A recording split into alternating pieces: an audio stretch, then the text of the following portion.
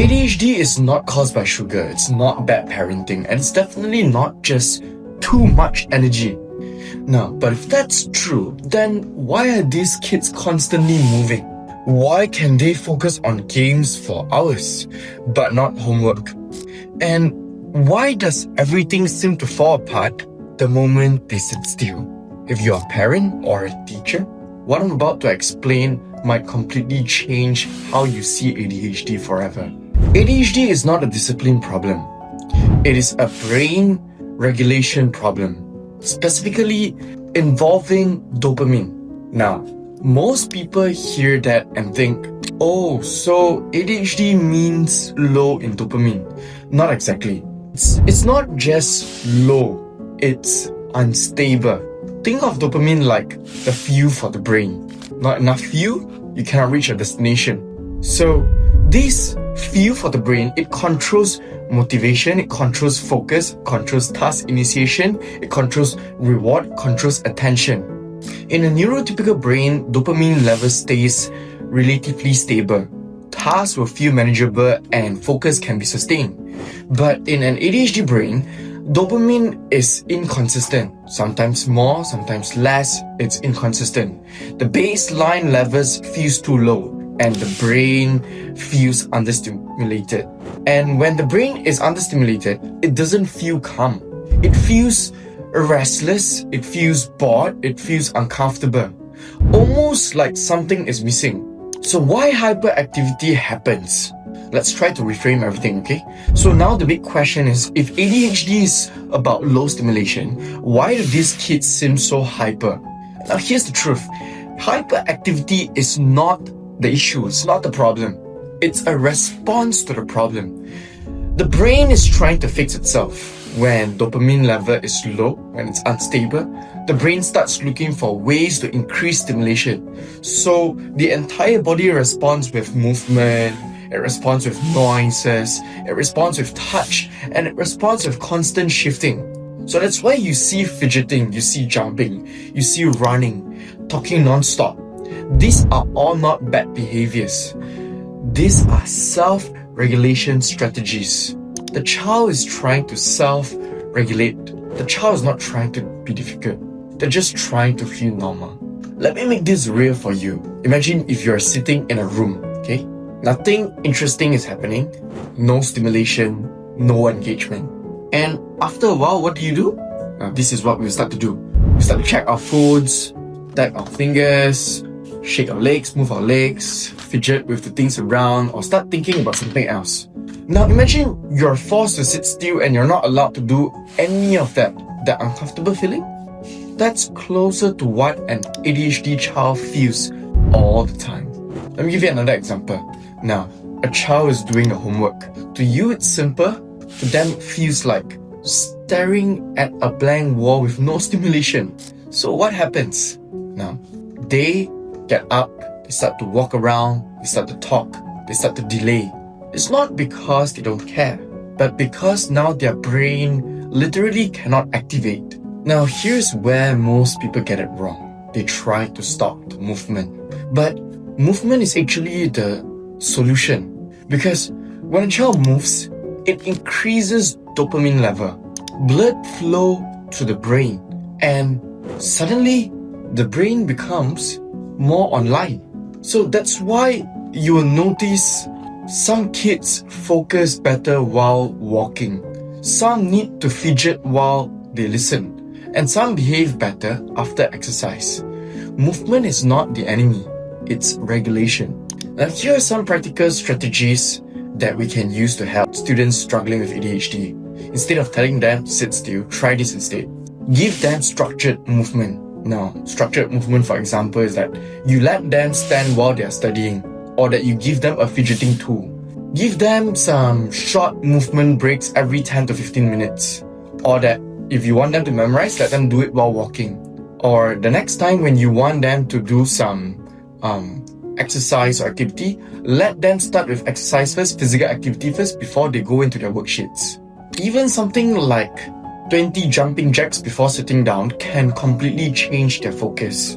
So give them structured movements. Now let's talk about sugar. Because this is one of the biggest misconceptions. Now, sugar does not cause ADHD, no, but it can make the symptoms worse if not managed properly. Now, so why do people then think sugar causes hyperactivity? 3 reasons. Number 1, because of the context. Now, kids usually eat sugar at parties or birthdays or holidays. They are already excited, so sugar gets blamed for something that was already happening. Number 2, the energy spike and crash.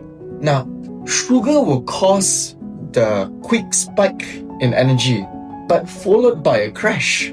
And for ADHD children, that crash hits harder. So we'll start to see them feeling irritated, worse focus, or even emotional outbursts. And the last reason is due to the dopamine effect. Now, sugar activates dopamine, so the brain learns this. Hey, this feels good, I want more. So it becomes a quick dopamine shortcut. It's like a drug. They're craving for it, they want more. So it's not that we need to remove sugar completely, but instead we need to pair the kids' diet to make sure that their energy level, that their sugar level is being maintained at a consistent level. The goal is stable blood sugar, because stable blood sugar equals to stable brain. What are some good food choices is that when we follow the food choices on the glycemic index, food on glycemic index will help our blood sugar to stay at a stable level. So things like whole food, talk about brown rice, we talk about eating the whole apple instead of drinking the apple juice, eating green vegetables, helping the body stay at a stable, balanced sugar level. So you can look out for glycemic index, look out for what are the food choices you can find from the entire index. There are actually a lot of food choices that we can find from there. Now let's talk about medication. Now, medications like Ritalin don't sedate kids. They regulate brain chemistry. They help increase dopamine availability, so it helps the brain to maintain at a more stable level. Instead of a child needing to constantly move, fidget, or seek for external stimulation, now the brain becomes regulated internally. And so that's why we'll start to see that the child has better focus, less impulsivity, and reduce in hyperactivity, because the medication helps the brain to find for the dopamine inside there and helps them regulate inside. To summarize everything, I would like to give a simple analogy, something to help us to remember what ADHD is all about. So think of it like this. An ADHD brain is like weak Wi-Fi. So a child requires movement, and movement equals to walking around to look for Wi-Fi signal. The sugar is a temporary hotspot, and medication is fixing the router. Now imagine yelling at someone for moving when they're just trying to get a signal.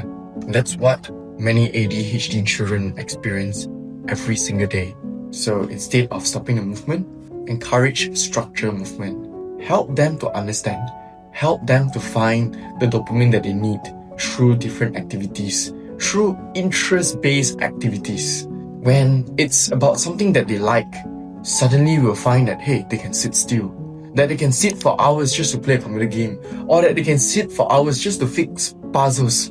Because when it comes to their interest, suddenly dopamine kicks in. The brain starts to function like how a normal brain functions as well. So help them to look for dopamine. Let's build dopamine strategies for them. For a parent that is listening to this, I want you to hear this clearly, that your child is not being lazy. Your child is not trying to make your life more difficult. Your child is trying very hard in a brain that doesn't cooperate easily. And when we misunderstand them, we don't just hurt their behavior, we hurt their feelings, we hurt their self-esteem. Punishment don't really work on ADHD children. It damages relationship. Many ADHD children grow up hearing to try harder, to sit still, and they get blamed for not being able to stay focused. And over time, they stop believing in themselves. But when we start to understand what's really happening, it changes everything for them. We stop fighting with them, we start supporting them. I have students where they are struggling to sit still for the entire class, and their interest is based on music. So what I do is that I just play music for the entire hour and they stay still, stay seated for the entire hour. Another student likes to talk, and if he doesn't talk, he likes to move. So to get him to stay seated, I talk to him for the entire hour. And my brain have to constantly be on the move to find out conversations, to talk to him at the same time to make sure that we are not divert from his education. So I have to teach him while talk to him to make sure that I'm helping him to stay seated and stay engaged. So again, I would like to remind is that ADHD is not about sugar. It's not about bad parenting. And it's not just hyperactivity. Hyperactivity is a signal where a brain is trying to regulate itself. If this has helped you to understand ADHD differently, I would like to request 2 things from you. Number 1, please comment down below. What's that one thing that you see differently now? And number 2, subscribe to this channel because I would like to support you, whether it's in ADHD, dyslexia, autism, Down syndrome, anything special needs related. If you are a parent, you're not alone in this. Let's work together to find out the solution.